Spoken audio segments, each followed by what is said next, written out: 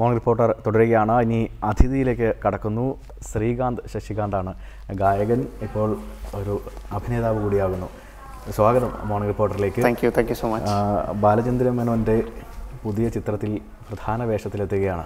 അതെ, എന്താണ് ചിത്രത്തിൻ്റെ വിശേഷങ്ങൾ? എൻ്റെ ആദ്യത്തെ ഇൻ ആക്ടിങ്.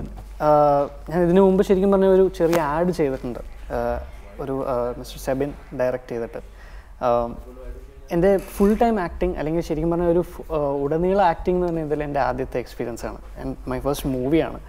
വളരെ അവിചാരിതമായിട്ടാണ് ഈ ഒരു ഫിലിമിൽ വന്നു ചേർന്നത്.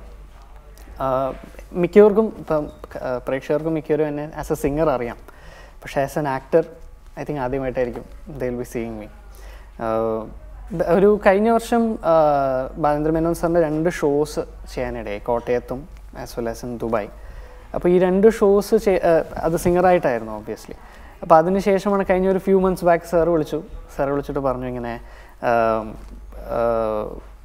നീ ഒന്ന് വരണം എന്ന് പറഞ്ഞു. വേറെ പ്രത്യേകിച്ച് ഡീറ്റെയിൽസ് ഒന്നും പറഞ്ഞില്ല. ചെന്ന് കഴിഞ്ഞപ്പോഴാണ് ഞാൻ ആക്ച്വലി വിചാരിച്ചു ഷോ ആയിരിക്കും എന്നുള്ളൊരു കാൽക്കുലേഷനിലാണ് ചെന്നത്. പക്ഷെ ചെന്ന് കഴിഞ്ഞപ്പോഴാണ് സാറ് പറയുന്നത് ഇങ്ങനൊരു ക്യാരക്ടറുണ്ട്, നിൻ്റെ അപ്പിയറൻസ് ആയിട്ടും നിൻ്റെ ഒരു ബോഡി ലാംഗ്വേജും കാര്യങ്ങളായിട്ടും ചേർന്ന് പോകുന്നൊരു ക്യാരക്ടറാണ്, ശ്രമിച്ചു നോക്കണം എന്ന് പറഞ്ഞു. ഇപ്പോൾ വീട്ടിലാദ്യം ചോദിച്ചു എങ്ങനെയാണ്, കാരണം ഇതുവരെ അങ്ങനെ ഒരു ആ ഒരു ദിശയിലേക്ക് ഇത് ചിന്തിച്ചിട്ട് പോലും ഉണ്ടായിരുന്നില്ല. ആസ് എ സിംഗറാണ് കൂടുതൽ പോയിക്കൊണ്ടിരുന്നത്.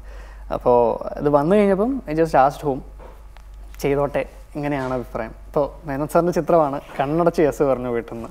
കാരണം എനിക്ക് തോന്നുന്നു ആ ഒരു ജനറേഷൻ, എൻ്റെ അച്ഛനമ്മയുടെ ജനറേഷനിൽ ഏറ്റവും കൂടുതൽ ഇൻഫ്ലുവൻസ് ചെയ്ത ഡയറക്ടേഴ്സിൽ ഒരാളാണ് അദ്ദേഹം. ഈ ചിത്രം എന്ന് പറയുമ്പോൾ അദ്ദേഹം ഒരു ഇടവേളയ്ക്ക് ശേഷം വരുന്നതാണ്. അതെ അതെ. അപ്പം ആ തലമുറക്കാരും പുതിയ തലമുറയിൽപ്പെട്ട ആളുകളും ഒക്കെ വലിയ പ്രതീക്ഷയോടെ കാത്തിരിക്കുന്നുണ്ടാകാം. അതെ അതെ. അത്തരത്തിൽ ഒരു ടെൻഷൻ ഉണ്ടായിരുന്നോ ആ ചിത്രത്തിലേക്ക്? തീർച്ചയായിട്ടും. പക്ഷേ ഇനീഷ്യലി ആദ്യത്തെ ദിവസങ്ങളിൽ കുറച്ച് ടെൻഷൻ ഉണ്ടായിരുന്നു. എന്നാൽ പിന്നീട് വൺസ് ടീമുമായിട്ടൊന്ന് ഇത് കഴിഞ്ഞു, ഇപ്പോൾ പ്രത്യേകിച്ച് സാറിനോട് എനിക്ക് ആ കാര്യത്തിൽ എടുത്ത് നന്ദി പറയേണ്ട കാര്യമുണ്ട്. കാരണം ഒരു ഫാമിലി അറ്റ്മോസ്ഫിയർ സാറ് സെറ്റിൽ ക്രിയേറ്റ് ചെയ്തു.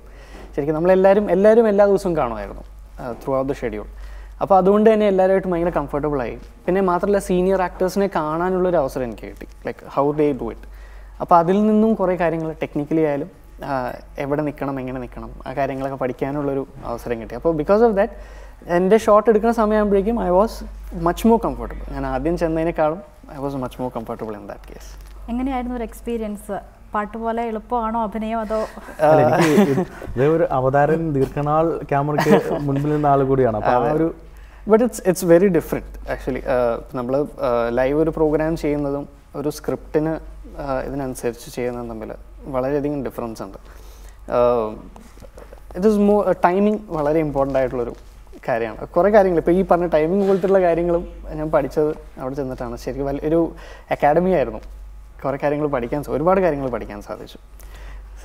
താങ്കളുടെ ഇപ്പം അദ്ദേഹം ബാലചന്ദ്രൻ താങ്കൾ ക്ഷണിക്കുമ്പോൾ താങ്കളുടെ ഒരു അപ്പിയറൻസും കാര്യങ്ങളുമായി സാദൃശ്യമുള്ളൊരു വേഷം എന്നാണല്ലോ പറഞ്ഞത്.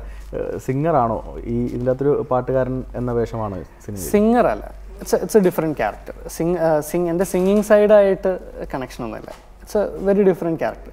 ഇറ്റ്സ് മോർ ഓഫ് എന്താ പറയുക, ഭയങ്കര സിമ്പിളായിട്ടുള്ള it's a romantic side. I am paired against ദക്ഷിണയുടെ പെയറായിട്ടാണ് ഇപ്പോൾ സർ ഇൻട്രൊഡ്യൂസ് ചെയ്യുന്ന ഹീറോയിൻ്റെ. അപ്പോൾ although it is a romantic side, ആ റൊമാൻറ്റിക് സൈഡിന് ഒരു ഭയങ്കര സിംപ്ലിസിറ്റി ഉണ്ട്.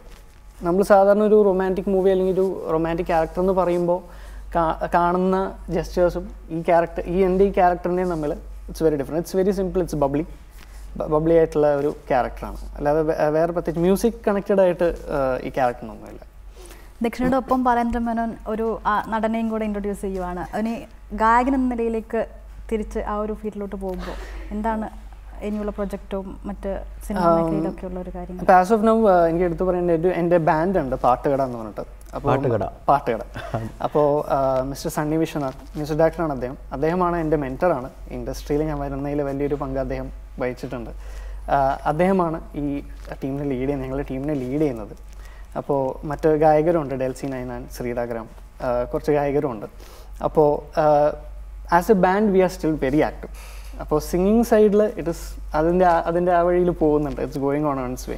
ഞാൻ ഫ്രം പ്ലേ ബാക്ക് സൈഡ് ഞാൻ മലയാളത്തിൽ as of now I have not done playback ആയിട്ടൊന്നും ചെയ്തിട്ടില്ല.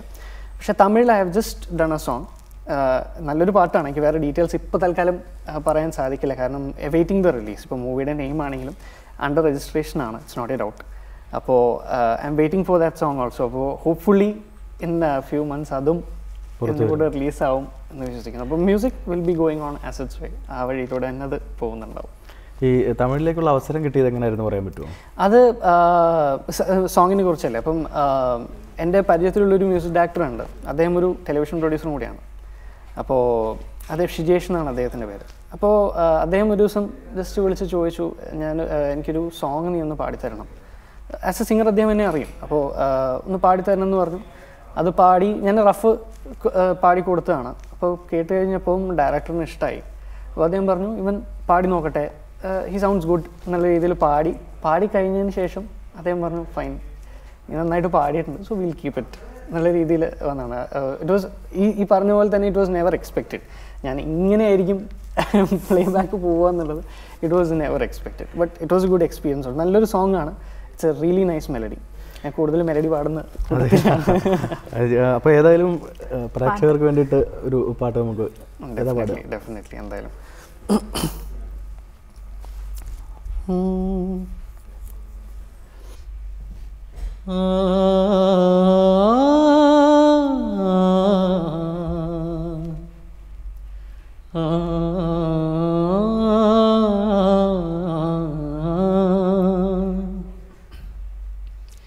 നീ മധുപകരു മലച്ചൊരിയു അനുരാഗ പൗർണമിയേ, നീ മധുപകരു മലച്ചൊരിയു അനുരാഗ പൗർണമിയേ, നീ മായല്ലേ മറയല്ലേ നീലനിലാവൊളിയേ,